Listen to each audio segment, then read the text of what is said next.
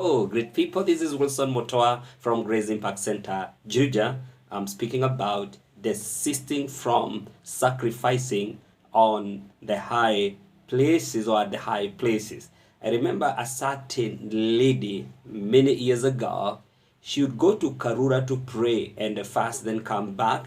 And in a particular place where she had been given accommodation by a certain wealthy lady friend, and she would frequent to Karura, come back, go for mission. So she was an itinerant minister, but never submitted to any local church or any spiritual authority. And she was really very prayerful. And one day, in the process of going to Karura and coming back, she came back pregnant. Now, even there in Karura, she also met a devil, because even in the Garden of Eden, Adam was given authority and rulership to govern the garden, and yet the devil was still in the same garden. Now, Karura, there used to be good people, faithful people who go there to pray and sincerely seeking the name of the face of the Lord, and yet there were still some devils around. And this particular lady met this devil, and I was asking myself, what went wrong? I believe this lady, because she never used to be submitted to any form of leadership, nor was she a member of any local community, she actually became very vulnerable. No wonder the devil took that advantage. And today we have so many people who are musicians, pastors, ministers of the gospel, who are not submitted to any form of leadership or authority. They are not accountable to any group of ministers whom they can be answerable to. They are not under any authority, and yet they are demanding submission from their members. Musicians out there who are gifted, talented, but vulnerable, because they are never members of any community. They are out there very famous, but they are not submitted to any local congregation. In 1 Kings chapter 3 and verse 2, in the days of Israel, in those days in the Old Testament, there used to be such a situation where people used to sacrifice in the high places. In verse 2, meanwhile, there are people sacrificed at the high places. The high places refers to a place of no accountability, no government, no leadership.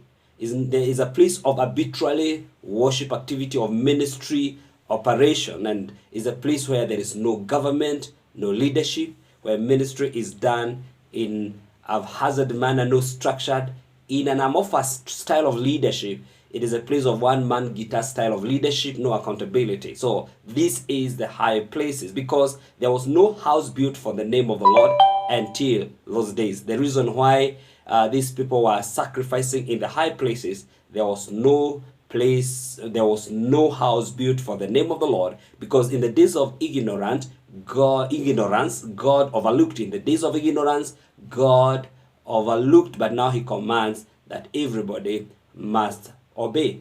Now, in verse 3, and Solomon loved the Lord.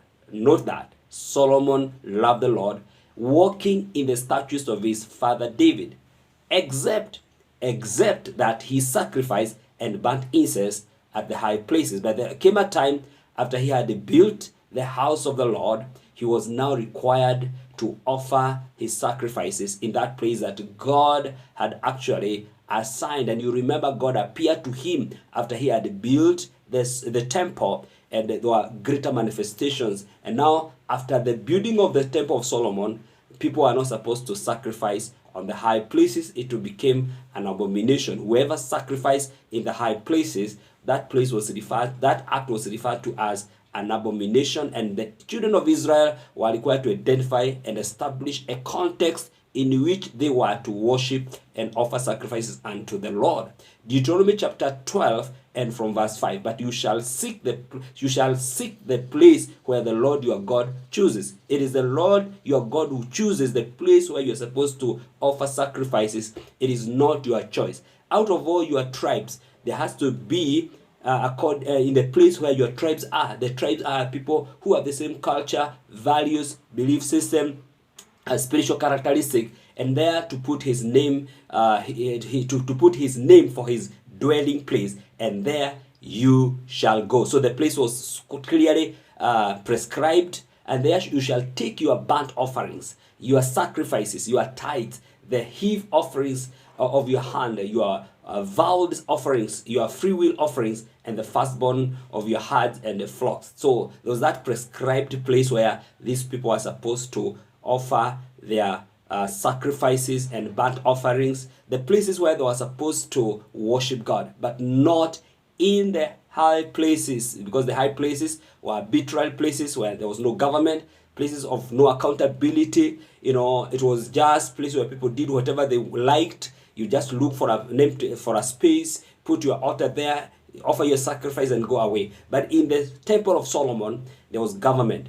It was a place of structured leadership where God manifested and even appeared to Solomon, and he said, if my people who are called by my name will play from this context, from this place of leadership, from this place of oversight, and they repent and they seek my face, and then I will hear from heaven and answer their prayers in this place. And if I have shut the heavens and from giving the rains, I will activate the rains to come down. And here the rains represent spiritual awakening, refreshment, and this is what God is saying. And if there was a plague or any form of attack or infirmity or anything that maybe God would have allowed in the land, and if they come in that context, in that place, not in the high places, and when they pray from this place, from that place that God had identified to be the place of worship, then God will hear from heaven and answer their prayers.